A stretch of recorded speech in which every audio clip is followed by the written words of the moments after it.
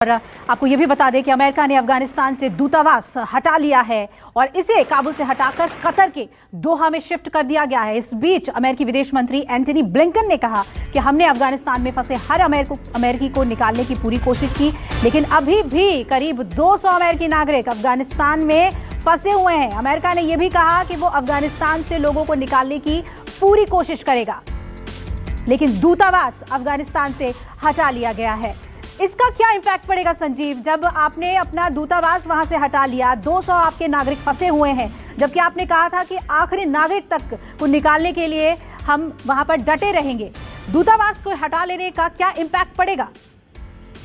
देखिए, diplomatic presence यानी कि राजनयिक मौजूदगी जो है उसको खत्म कर दिया गया है।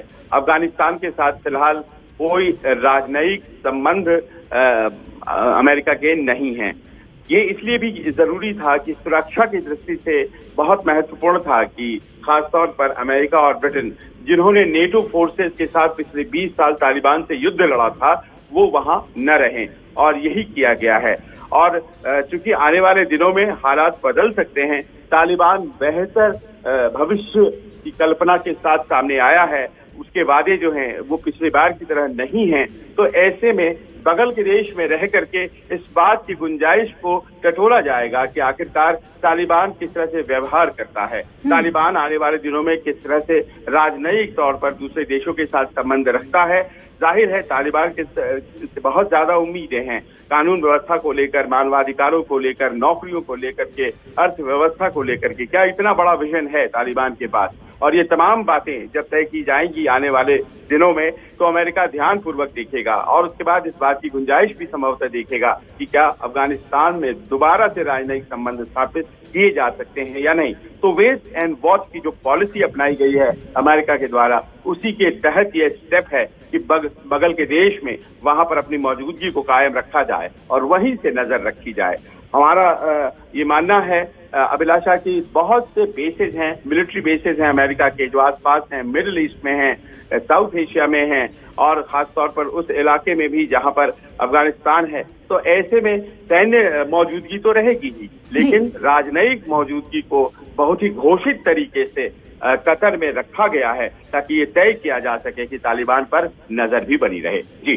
जी बिल्कुल। और संजीव, ये बहुत अहम होगा कि तालिबान के साथ क्या कोऑर्डिनेशन स्थापित करता है अमेरिका, क्योंकि पिछली बार जो दोहा में बातचीत हुई थी, शांति वार्ता हुई थी, उसमें अमेरिका ने यही कहा था कि आप डेमोक्रेसी और धार्मिक शांति के लिए काम करेंगे। अब तालिबान किस तरीके से उस पर आगे बढ़ता है, ये देखने वाली बात होगी।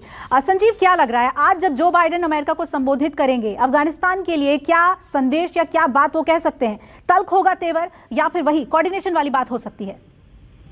देखिए, लगातार उनकी सरकार की तरफ से कम्युनिकेशन बरकरार रखा गया है वहां के लोगों के बीच, और ये जो 13 अमेरिकी फौजी मारे गए थे, इसके बाद तो जाहिर है कि सबों की जुबान पर बस एक ही बात थी कि अफगानिस्तान से निकलना है। तो उस उम्मीद को पूरा किया गया है जो बाइडेन के द्वारा, जिसका संकल्प ट्रंप काल में ही ले लिया गया था, क्योंकि ये एक निरर्थक युद्ध था। लोगों का मानना था 2500 से ज्यादा अमेरिकी फौजी पिछले 20 सालों में अफगानिस्तान में मारे गए, जिसकी कोई जरूरत नहीं थी। तो कौन सा युद्ध लड़ा जा रहा है ऐसे में, जबकि अबोटाबाद में ओसामा बिन लादेन को 2011 में ही मार दिया गया था। तो आखिर क्यों बना हुआ है वहां अमेरिका? ये तमाम ऐसे सवाल थे जो कि ट्रंप एडमिनिस्ट्रेशन से भी पूछे गए थे, बाइडेन एडमिनिस्ट्रेशन से भी पूछे जा रहे थे। तो आज जब बाइडेन साहब बोलेंगे तो उस संकल्प को उन्होंने पूरा कर दिया, इस बात को वो जरूर कहेंगे, लेकिन साथ ही साथ उस बात को लेकर सवाल भी हैं कि आखिरकार किस तरह से ये पुल आउट हुआ, आखिरकार किस तरह से अमेरिकी फौजों की जो वापसी है वो बॉच्ड अप रही, पूरा मेस बन गया, पूरी अव्यवस्था हुई, जिसमें कि काबुल एयरपोर्ट पे जो 13 फौजी मारे गए। ये तमाम सवाल है जिससे 2-4 बाइडेन एडमिनिस्ट्रेशन को होना पड़ेगा, लेकिन ये है कि हाथ जला करके ही सही वो वहां से वापस तो निकल आए हैं। ये बहुत बड़ी राहत की बात पूरी अमेरिका के लिए। बिल्कुल। इसमें एक और अहम पक्ष तुर्की का भी आता है संजीव, क्या लग रहा है अब तालिबान अपनी सत्ता वहां पर काबिज करने के लिए तुर्की की मदद लेगा, और तुर्की के लिए एक बेहतरीन मौका होगा अफगानिस्तान में न सिर्फ अपने प्रभुत्व को स्थापित करने, बल्कि जो उसका पूरा जियोपॉलिटिक्स है उसको स्टैब्लिश करने के लिए?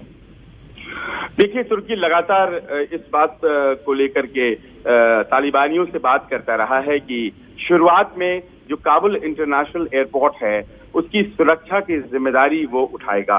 तुर्की और तालिबान के नेताओं के बीच बातचीत हुई है और हमारी जानकारी है कि सहमति भी बन गई है। फिलहाल तो हम देख रहे हैं कि एयरपोर्ट के भीतर ये तालिबान के लड़ाके हैं, खासतौर पर बद्री 313 जो उनका स्क्वाड है उसके लड़ाके हैं जो भीतर घुस गए हैं।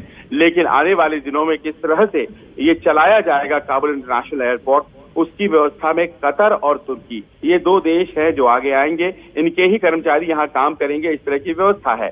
और ये भी बताया गया है कि तुर्की के स्पेशल कमांडोज जो होंगे वो काबुल एयरपोर्ट पे मौजूद रहेंगे और वही काबुल इंटरनेशनल एयरपोर्ट को मैन करेंगे। पर ये बात केवल काबुल इंटरनेशनल एयरपोर्ट तक ही महदूद रहेगी ऐसा नहीं है। तुर्की दखल चाहता है अफगानिस्तान में और पाकिस्तान भी ऐसा चाहता है। तो आप जान रही हैं कि एक वैक्यूम बना है। अमेरिका की गैर मौजूदगी में जो वैक्यूम है उस वैक्यूम को भरने की कोशिश में कुछ देश जो आगे आएंगे उसमें तुर्की एक देश है, लेकिन हमें साथ ही साथ चीन और रूस की भी बात कर लेनी चाहिए जो इस वैक्यूम को भरना चाहते हैं अपने अपने फायदों के लिए। पाकिस्तान की मौजूदगी जाहिर है हमेशा से रही है, आगे भी रहेगी अफगानिस्तान में। लेकिन इस तरह से अगर हम देखें तो आप पाएंगे कि तुर्की, चीन, रशिया, पाकिस्तान इस तरह के देश उस वैक्यूम को भरने की कोशिश करेंगे और तालिबान के सामने ये चुनौती भी है कि इन देशों की दखल को वो किस तरह से नेगोशिएट करता है। बिल्कुल संजीव, एक तरफ इस्लामिक देश होंगे, दूसरी तरफ जो सुपर पावर्स हैं उनके साथ वो क्या कोऑर्डिनेट करता है। बने रहिए हमारे साथ। नमस्कार, मैं हूं मानक गुप्ता। अगर आपको हमारा ये वीडियो पसंद आया हो तो इसे लाइक और शेयर जरूर करें और हाँ, हमें सब्सक्राइब और फॉलो करना ना भूलें ताकि आप देश और दुनिया की कोई खबर मिस ना करें। तो जुड़े रहिए हमारे साथ और देखते रहिए न्यूज़ 24।